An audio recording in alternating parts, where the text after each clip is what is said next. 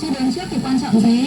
Thôi chết rồi, tớ nghe thấy từ trước, lại tưởng là đến trước. Trước là chỉ vị trí đó nàng ơi. Ôi giời ạ, chỉ vì chữ trước mà nó làm hại hai đứa chúng mình gặp nhau. Như tình huống mà chúng ta vừa nghe thì chỉ một cái từ trước rất là quen thuộc thôi, nhưng mà lại có thể xuất hiện.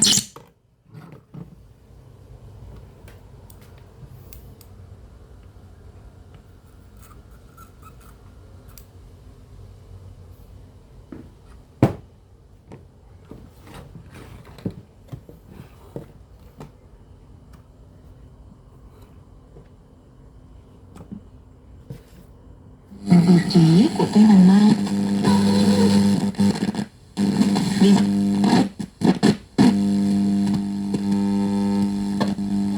Thân thiện và nồng ấm. Hẹn gặp lại các bạn trong những câu chuyện vào các tối thứ 6 hàng tuần. Hà Hương.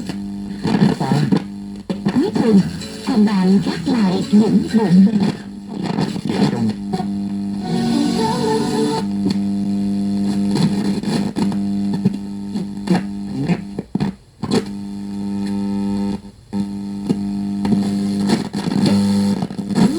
Kinh phí dự kiến là gần 404 triệu đồng.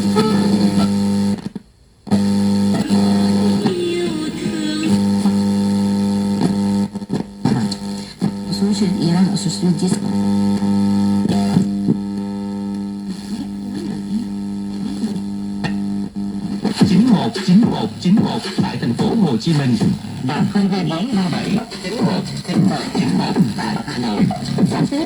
Giảm cấp số này có ai chịu.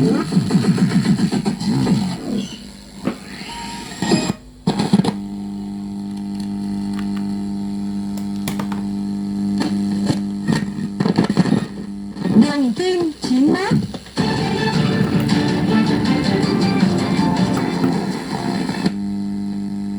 Đường Kim 91. Tấn Phú và Phan Yến chào mừng quý vị đang đến với đường Kim 91 trên ban VOV Giao thông Quốc gia.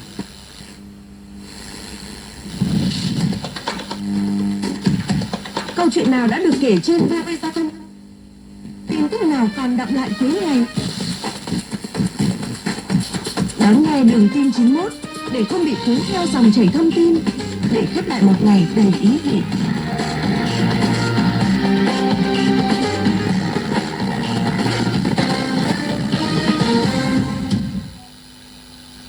Thưa quý vị, thứ hai đầu tuần giao thông tại thành phố Hồ Chí Minh và các tỉnh thành phía Nam nhìn chung không quá phức tạp. Trong giờ cao điểm sáng trưa, hotline và fanpage VOV Giao thông ghi nhận 2 vụ va chạm và 2 cử như va chạm giữa 2 ô tô trên quốc lộ 1 đoạn qua bến xe miền Đông mới hướng đi cầu Đồng Nai, hay sự cố ô tô bể bánh tại km số 93+600 cao tốc Trung Lương Mỹ Thuận hướng về Trung Lương. Tuy nhiên, các vụ va chạm và sự cố nhanh chóng được lực lượng chức năng giải quyết, không ảnh hưởng quá nhiều đến tình hình giao thông. Ngược lại tại Hà Nội và các tỉnh lân cận, sáng nay do mưa lớn, giao thông ngày đầu tuần diễn ra khác.